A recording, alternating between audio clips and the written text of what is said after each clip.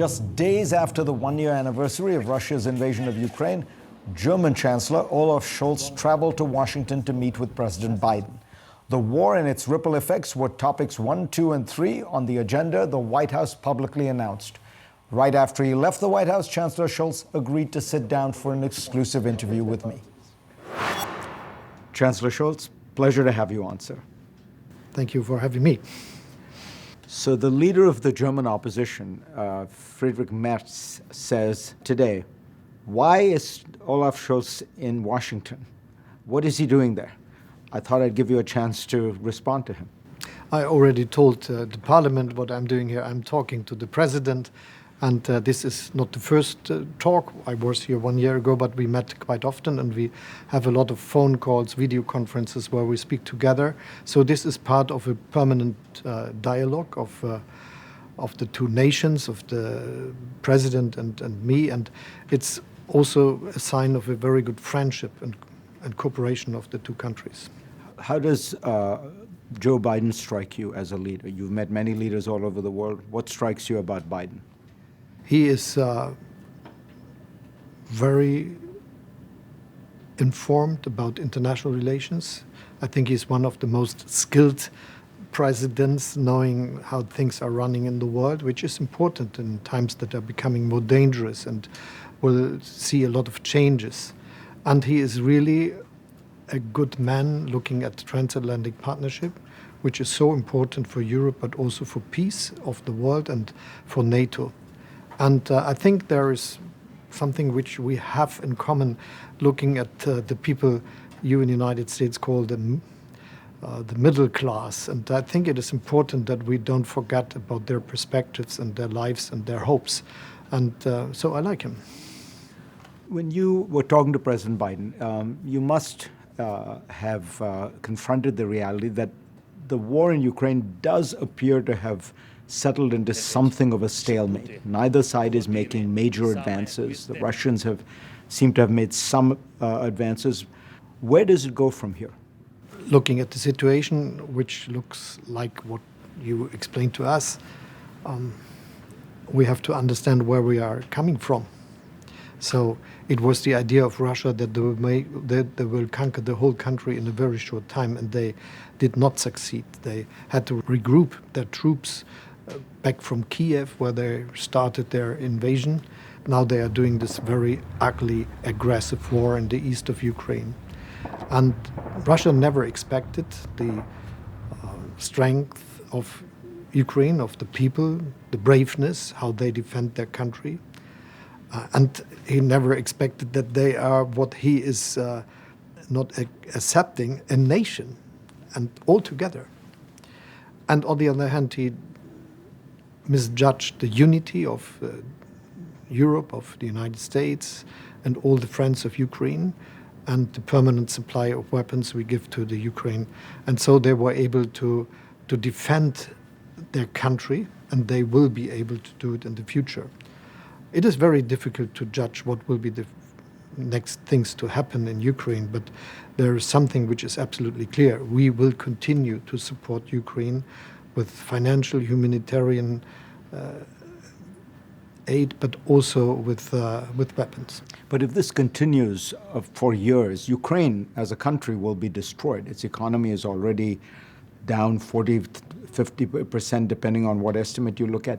Is there a point at which you have to start negotiations, and is there a deal to be had where, Ukraine gets some kind of security guarantees from NATO, perhaps EU membership, and in return it accepts the reality that it is not getting Crimea back, it is perhaps not getting some parts of the Donbass back?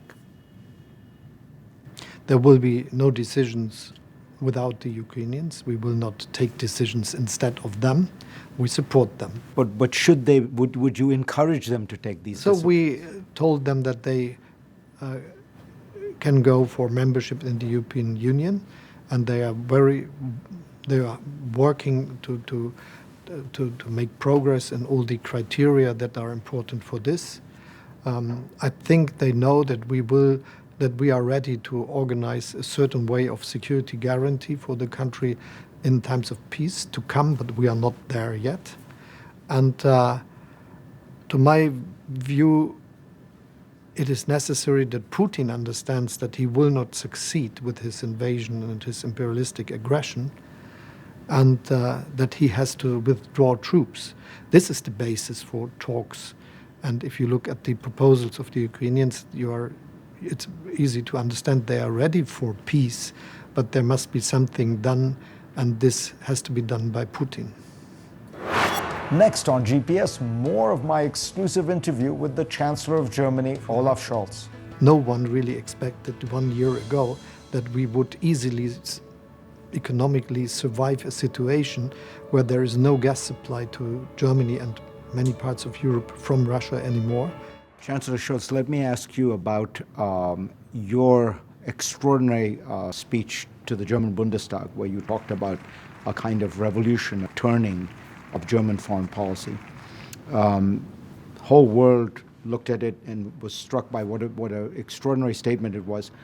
But the action has not really followed. You talked about $100 billion that was going to be spent, an increase in defense spending. I think something like $8 billion is going to be spent this year. What is stopping you from making your actions match your words? First, I announced that we will supply weapons to Ukraine and give all the necessary financial aid, and we are now the strongest supporter of Ukraine in continental Europe, and we will continue to be. It is 14 billion euros which we spent in the one or the other way to support Ukraine the last year. And this is also due to weapons, where we are acting together with the United States and other friends and delivering a lot of very successful weapons for the defense of Ukraine. The last decision was about combat tanks together with the United States, but it was the same when we discussed about multi-rocket launchers, for instance, and similar weapons necessary for Ukraine. So we delivered in this case. And the second is that we made us independent from the supply of gas, coal, and oil from Russia. No one really expected 1 year ago that we would easily economically survive a situation where there is no gas supply to Germany and many parts of Europe from Russia anymore. But we did in increasing the capacity of LNG imports from the western ports of Europe, and also building new ports in the northern shores of Germany, using for a longer time as we planned coal plants, also using nuclear plants which were running out, but we increased the possibility for them to produce electricity. And so we made it, and nothing of what some people expected happened. There is no economic crisis in Germany. There is no gas shortage or something like that.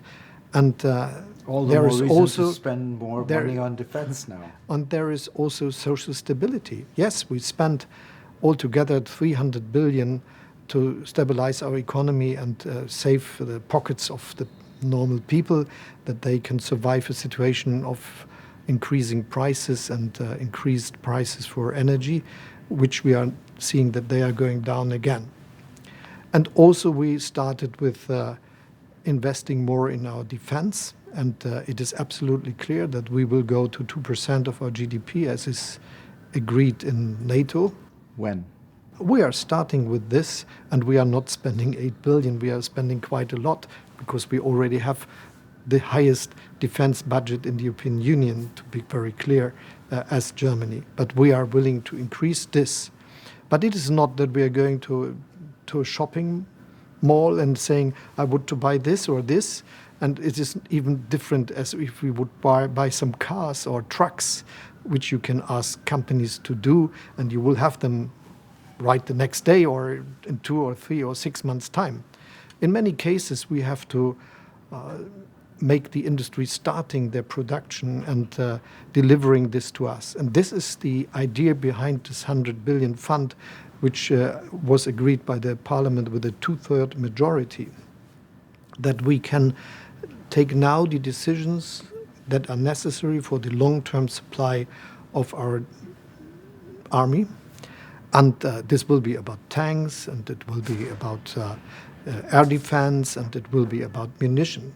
And my idea is that we have to change the way how we are dealing with the defense industry. So we need, and this is also a lesson we learn now from Ukraine and the war the Russians started against Ukraine, we need a permanent supply. So the main weapons we use should be produced permanently.